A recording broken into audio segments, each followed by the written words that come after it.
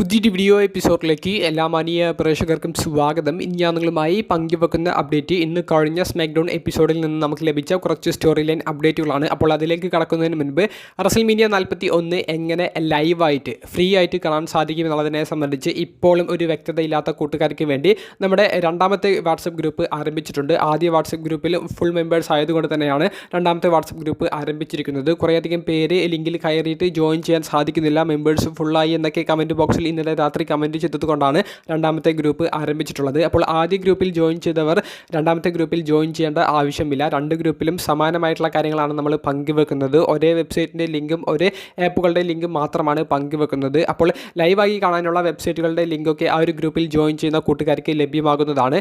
യൂട്യൂബിൽ direct പങ്കുവെക്കാത്തത് copyright പ്രശ്നങ്ങൾ ഉള്ളതുകൊണ്ടാണ്. അപ്പോൾ ജോയിൻ ചെയ്യാത്തവർ, ഒരു ഗ്രൂപ്പിലും ജോയിൻ ചെയ്യാത്തവർ ഇപ്പോൾ തന്നെ ലിങ്കുകൾക്ക് വേണ്ടി ആ ഒരു വാട്സപ്പ് ഗ്രൂപ്പിൽ ജോയിൻ ചെയ്യുക. മാക്സിമം ആക്റ്റീവായിട്ടിരിക്കുക എന്നാണ് നമുക്ക് തുടക്കത്തിലെ പങ്കുവെക്കാനുള്ളത്. ലിങ്ക് ഡിസ്ക്രിപ്ഷൻ ബോക്സിൽ കൊടുത്തിട്ടുണ്ട്. ഒന്നാമതായി പങ്കുവെക്കാനുള്ള സ്റ്റോറി ലൈൻ അപ്ഡേറ്റ് അടുത്ത സ്മാക്ഡൗൺ എപ്പിസോഡിലേക്ക് കൺഫേം ചെയ്തിട്ടുള്ള മത്സരത്തെ സംബന്ധിച്ചാണ്. TLC ലാഡർ മത്സരം അടുത്ത സ്മാക്ഡൗൺ എപ്പിസോഡിലേക്ക് ഒരു ചാമ്പ്യൻഷിപ്പിന് വേണ്ടി കൺഫേം ചെയ്തിട്ടുണ്ട്. നമുക്ക് ഇന്നത്തെ സ്മാക്ഡൗൺ എപ്പിസോഡിൽ കാണാൻ സാധിച്ച ഏക ചാമ്പ്യൻഷിപ്പ് മത്സരം WWE ടാഗ് ടീം ചാമ്പ്യൻഷിപ്പ് മത്സരമായിരുന്നു. നിലവിലെ ചാമ്പ്യന്മാരായ Street Profit Motor City Machine ഗൺസിനെതിരെയാണ് ടൈറ്റിൽ ഡിഫെൻഡ് ചെയ്തത്. മത്സരം നോ കോൺടെസ്റ്റ് ആയിട്ടാണ് അവസാനിച്ചത്. DIY എന്ന് പറയുന്ന മറ്റൊരു ടീമിൻ്റെ ഇൻ്റർഫിയറൻസ് തന്നെയാണ് മത്സരം നോ കോൺടെസ്റ്റിലൂടെ അവസാനിക്കാൻ കാരണം. പിന്നീട് ടൈറ്റിലെടുത്ത് ബാക്ക് സ്റ്റേജിലേക്ക് പോയ DIYയും പിന്നീട് സ്ട്രീറ്റ് പ്രോഫിറ്റും മോട്ടോർ സിറ്റി മെഷീൻ ഗൺസും ഫേസ് ടു ഫേസ് വരുന്ന ഒരു ഭാഗത്തിൽ ബാക്ക് സ്റ്റേജ് സെഗ്മെൻറ്റിൽ നിക് ഓൾഡിസ് എന്ന സ്മാക്ഡൗൺ ജനറൽ മാനേജർ അടുത്ത ആഴ്ചത്തെ സ്മാക്ഡൗൺ എപ്പിസോഡിലേക്ക് ഒരു TLC ലാഡർ മത്സരം ചാമ്പ്യൻഷിപ്പ് മത്സരമായിട്ട് കൺഫേം ചെയ്യുന്നുണ്ട്. അപ്പോൾ കിടിലമായിട്ടുള്ള ഒരു ചാമ്പ്യൻഷിപ്പ് മത്സരം, അതും ഹാർഡ് കോർ ലെവലിലുള്ള മൊമെൻറ്റ്സ് കാണാൻ സാധിക്കുന്ന ഒരു ചാമ്പ്യൻഷിപ്പ് മത്സരം അടുത്ത സ്മാക്ഡൗണിൽ കൺഫേം ചെയ്തിട്ടുണ്ട്. അതുപോലെ തന്നെ അലിസ്റ്റർ ബ്ലാക്കിൻ്റെ ഒരു റിട്ടേൺ അല്ലെങ്കിൽ അലിസ്റ്റർ ബ്ലാക്കിൻ്റെ ഒരു റീഡെബ്യൂ അത് നമുക്ക് അടുത്ത ആഴ്ചത്തെ സ്മാക്ഡൗൺ എപ്പിസോഡിൽ കാണാൻ സാധിക്കുമെന്നുള്ളതും സ്ഥിരീകരിക്കപ്പെട്ടിട്ടുണ്ട്. രണ്ടാമത്തെ സ്റ്റോറി ലൈൻ അപ്ഡേറ്റ് നമുക്ക് ഇന്നത്തെ സ്മാക്ഡൗൺ എപ്പിസോഡിൽ ഒരു നോൺ ടൈറ്റിൽ മത്സരം കാണാൻ സാധിച്ചു. വുമൻസിൻ്റെ യുണൈറ്റഡ് സ്റ്റേറ്റ്സ് ചാമ്പ്യനായ ചെൽസി ഗ്രീന് സെലീന വെഗ എന്ന റെസ്ലറിനെതിരെയാണ് ഈ ഒരു 1-on-1 മത്സരം കളിച്ചത്. കഴിഞ്ഞ ആഴ്ചത്തെ സ്മാക്ഡൗൺ എപ്പിസോഡിലും ഇരുവരും തമ്മിലുള്ള ഒരു മത്സരം കാണാൻ സാധിച്ചു. അന്ന് കൗണ്ട് ഔട്ടിലൂടെയാണ് സെലീന വെഗ വിജയിച്ചത്. എന്നാൽ സ്ക്രിപ്റ്റ് പ്രകാരമുള്ള ഒരു എൻഡിങ് എല്ലാവർക്കും ആ മത്സരത്തിന് നൽകേണ്ടി വന്നത്. കാരണം കൗണ്ട് ചെയ്യുന്ന സമയത്ത് ചെൽസി ഗ്രീൻ റിങ്ങിലേക്ക് കയറാൻ വൈകിയത് കൊണ്ട് തന്നെ 10 കൗണ്ട് ചെയ്ത ഒരു സമയത്ത് ചെൽസി ഗ്രീൻ അൺഎക്സ്പെക്റ്റഡ് ആയിട്ട് തോൽക്കുകയായിരുന്നു. അപ്പോൾ ആ ഒരു മത്സരത്തിൻ്റെ ഒരു റിപ്പീറ്റ് വെർഷനായിരുന്നു നമുക്ക് ഇന്നത്തെ സ്മാക്ഡൗണിൽ കാണാൻ സാധിച്ചത്. ഇന്നത്തെ സ്മാക്ഡൗൺ എപ്പിസോഡിലും ചെൽസി ഗ്രീൻ എന്ന് പറയുന്ന യുണൈറ്റഡ് സ്റ്റേറ്റ്സ് ചാമ്പ്യനെ പിൻഫോളിലൂടെ സെലീന വെഗ പരാജയപ്പെടുത്തുന്നത് തന്നെയാണ് നമുക്ക് കാണാൻ സാധിച്ചത്. ഇതിലൂടെ സെലീന വെഗയ്ക്ക് ഒരു ടൈറ്റിൽ കണ്ടൻഡർ ആകാൻ സാധിച്ചിട്ടുണ്ട്. ഇനി വരുന്ന സ്മാക്ഡൗൺ എപ്പിസോഡുകളിൽ ഈ രണ്ട് റെസ്ലേഴ്സ് തമ്മിലുള്ള മൂന്നാമത്തെ മത്സരം, അതും ചാമ്പ്യൻഷിപ്പിന് വേണ്ടി പ്രതീക്ഷിക്കാം. മൂന്നാമത്തെ സ്റ്റോറി ലൈൻ അപ്ഡേറ്റ് റാൻഡി ഓർട്ടനെ സംബന്ധിച്ചാണ്. റാൻഡി ഓർട്ടൻ്റെ റസൽമേനിയയിലെ പ്ലാൻ എന്ത് എന്നുള്ളതിന് കൃത്യമായിട്ടുള്ള ഒരു ക്ലാരിഫിക്കേഷൻ ലഭിച്ചിരിക്കുന്നു. നമ്മൾ ഇന്നലത്തെ വീഡിയോയിൽ പറഞ്ഞതുപോലെ തന്നെ റാൻഡി ഓർട്ടൻ ഒരു ഓപ്പൺ ചലഞ്ചാണ് റസൽമേനിയ 41ലേക്ക് ഇട്ടിട്ടുള്ളത്. അപ്പോൾ ആർക്ക് വേണമെങ്കിലും റാൻഡി ഓർട്ടൻ്റെ ഓപ്പൺ ചലഞ്ചിന് മറുപടി പറഞ്ഞ് എതിരാളിയായിട്ട് വരാം എന്നുള്ളതാണ് റാൻഡി പറഞ്ഞിരിക്കുന്നത്. അപ്പോൾ ഒരു സർപ്രൈസ് എൻട്രി റാൻഡി ഓർട്ടൻ്റെ എതിരാളിയുടെ ഭാഗത്തു നിന്ന് നമുക്ക് കാണാൻ സാധിക്കും. പുതുതായി കോൺട്രാക്റ്റ് സൈൻ ചെയ്തിട്ടുള്ള പുതിയ റെസ്ലേഴ്സ് ആയിരിക്കാൻ, അതുപോലെ തന്നെ പഴയ റെസ്ലേഴ്സിൻ്റെ ഒരു റിട്ടേണും ആയിരിക്കാം റാൻഡിയുടെ എതിരാളിയായിട്ട് കാണാൻ സാധിക്കുക.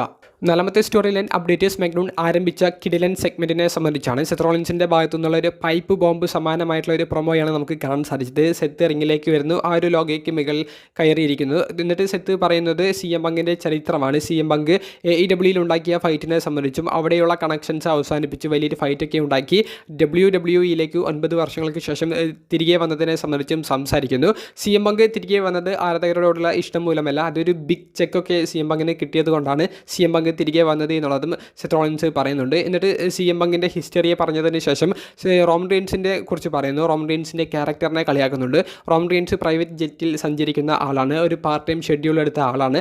റോമൻ റീൻസ് അദ്ദേഹത്തിൻ്റെ എതിരാളികളെ അദ്ദേഹം തിരഞ്ഞെടുക്കുകയാണ്. അപ്പോൾ അദ്ദേഹത്തെക്കാൾ താഴ്ന്ന നിലവാരത്തിലുള്ള റെസ്ലേഴ്സിനെ സെലക്ട് ചെയ്ത് വലിയ വിജയങ്ങളൊക്കെ നേടി ടൈറ്റിൽ റൈന് ഇങ്ങനെ മുന്നോട്ട് കൊണ്ടുപോയ താരങ്ങളിൽ ഒരാളാണ് റോമൻ റീൻസ് എന്നുള്ളതാണ് ഇൻഡയറക്റ്റ് ആയിട്ട് സെത്ത് മെൻഷൻ ചെയ്ത് പോകുന്നത്. കൂടാതെ ദ ഷീൽഡ് എന്ന് പറയുന്ന ഗ്രൂപ്പിനെ കുറിച്ചും സെത്ത് മെൻഷൻ ചെയ്യുന്നുണ്ട്.